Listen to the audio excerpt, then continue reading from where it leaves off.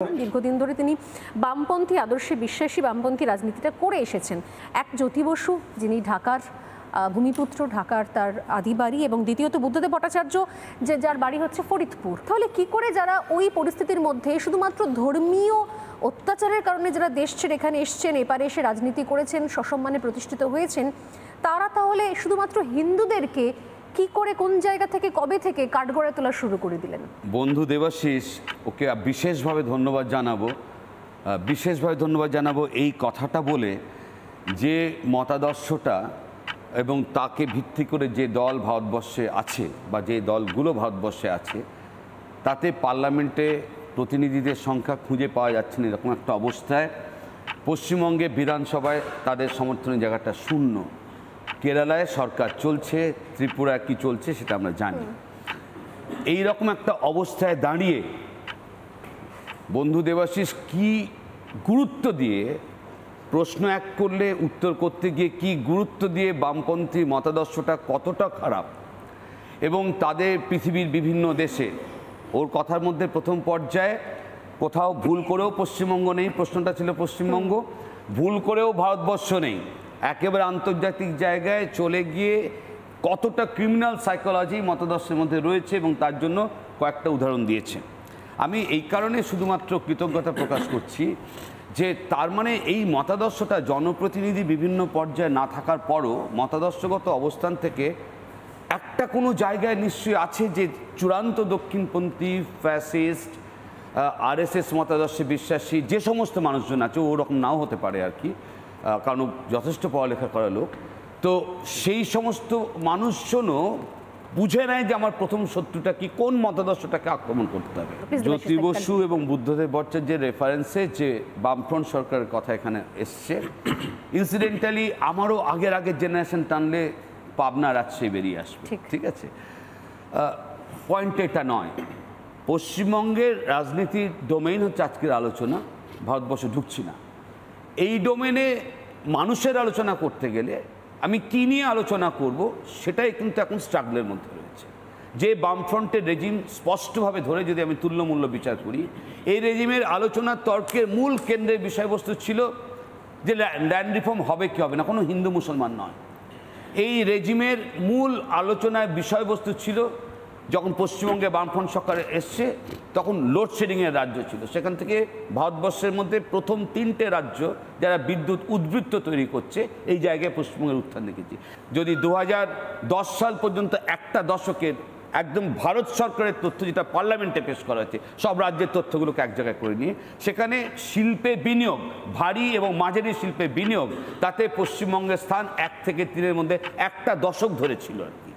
এমনি সেই পশ্চিমবঙ্গের বামফ্রন্ট সরকারের রেজিম নিয়ে আলোচনা করব, যে বামফ্রন্ট সরকার রেজিমে সারা ভারতবর্ষে এই হিন্দু মুসলমানের যে সাম্প্রদায়িক অবস্থান থেকে যে সংঘাত, যেটা একটা সভ্য উন্নত দেশে কখনোই কাঙ্ক্ষিত নয়, একদম বিকাশের প্রশ্নে কাঙ্ক্ষিত নয়, এই সূচক, এই সংখ্যা সারা দেশের পার্লামেন্টে যে সাবমিট করা তথ্য, ক্রাইম রিপোর্ট যে তথ্য দিচ্ছে, তাতে পশ্চিমবঙ্গের বামফ্রন্ট সরকার রেজিমে হিন্দু মুসলমানের সাম্প্রদায়িক অবস্থান থেকে জিগির এবং যে সংঘাত, সেটা যদি আজকে আমরা উত্তরপ্রদেশের সাথে, আমি উত্তরপ্রদেশকে এমনি বললাম, ভারতবর্ষের যে কোনো রাজ্যের সাথে তুলনা করা যায়, ওই সময়কালে 7টা বামফ্রন্টের সময়কালে সেই সূচকটা ক্রাইম রিপোর্টে রয়ে গেছে।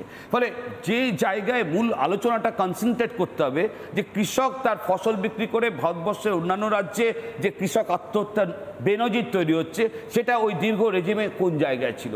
ওই দীর্ঘ রেজিমে এই আলোচনা করতে হবে শিল্পের ক্ষেত্রে বিনিয়োগ কোথায় ছিল, এমএসএমইর ক্ষেত্রে কনসিস্টেন্টলি, মানে 5 থেকে 6 বছর ধরে ভারতবর্ষে পশ্চিমবঙ্গে বিনিয়োগ, পশ্চিমবঙ্গ সরকারের তথ্য বলছে না, ভারত সরকারের তথ্য বলছে 1 নম্বর অবস্থান রয়েছে। তাহলে আজকে এটা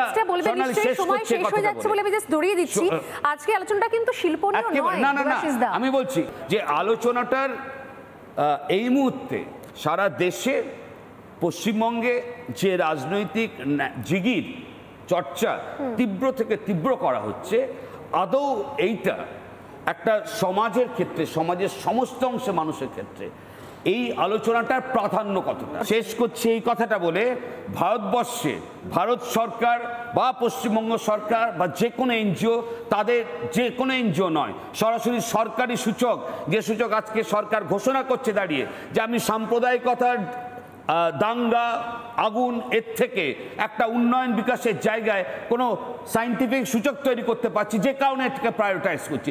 এটা নিছক, একেবারেই নিছক। যখন দক্ষিণপন্থী অর্থনীতি ভেঙে পড়ছে বিশ্ব, দেশ, রাজ্য জুড়ে, তখন তারা তাদের সার্ভাইভালের জন্য যে রাজনীতিটা করছে সেটাকে বলা হচ্ছে পরিচিতি সত্তার রাজনীতি। এই পরিচিতি সত্তার রাজনীতিকে যদি আমি তীব্রভাবে শোনাতে পারি, তাহলে সেটা খুব দ্রুততার সাথে আমার পলিটিক্যাল ডিভিডেন্ড দেয়। বিনোদ কুমার মেহতা, এই যে আজকে এই ভয়ানক রূপ, আমরা কেন বাঙালি হিন্দুর এখানে থাকতে পাচ্ছি না, এই বিভৎস চেহারাগুলোকে তৈরি করেছেন বামফ্রন্টের সময় সিপিআইএম এবং বাইফ্রন্ট। বিনোদ কুমার মেহতার নামটা মনে পড়ে? দিনের আলোয় একজন আইপিএস অফিসারকে খুন করা হলো, যারা খুন করেছেন একজনকেও ধরতে পেরেছিলেন জ্যোতিবাবুর পুলিশ। পরবর্তী বক্তা জিষ্ণু বাসু, 3 মিনিট সময়, প্রশ্ন খুব স্পেসিফিক। পশ্চিমবঙ্গের হিন্দুরা সত্যি কি ক্রমশ সংখ্যালঘু হচ্ছে? জিষ্ণুদা। সংখ্যালঘু হচ্ছে এবং ভীষণভাবে হচ্ছে।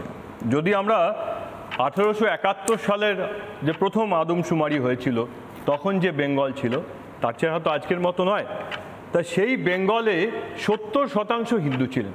তার থেকে বিহার বাদ গেছে, উড়িষ্যা বাদ গেছে, তার পরবর্তী ক্ষেত্রে গোয়ালপাড়া বাদ গেছে, ঝাড়খণ্ডের কিছু অংশ বাদ গেছে। সেইটা হওয়ার পরেও 1941 সালের যে বাংলা, মানে ব্রিটিশ বেঙ্গল এবং প্রিন্সলি স্টেটগুলো, তাতেও 43% হিন্দু ছিল। গত যে আদমশুমারি, মানে 2011 সালের আদমশুমারি, তাতে আজকের পশ্চিমবঙ্গ এবং বাংলাদেশ এই দুটোকে মেলালে যে 25,45 লক্ষ মানুষ, তার মধ্যে 29% হিন্দু।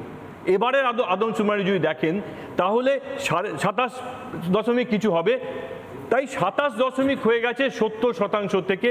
এর মধ্যে মানুষ মারা গেছে, আমরা বাংলাদেশে মানুষের গণহত্যা দেখেছি, এখান থেকে পালিয়ে যেতে বাধ্য হয়েছে, সবটা দেখেছি। পশ্চিম বাংলাতেও হিন্দুরা আজকে নিজেদের অস্তিত্বটা বিপন্ন। শরৎচন্দ্র চট্টোপাধ্যায় শ্রীকান্তর একেবারে প্রথম পর্বের 5ম অনুচ্ছেদ, স্কুলের মাঠে বাঙালি এবং মুসলমানদের ছাত্রদের ফুটবল ম্যাচ, সন্ধ্যা হয় মগ্ন হইয়া দেখিতেছি। বাঙালি এবং মুসলমান দুটো আলাদা কেন লিখলেন?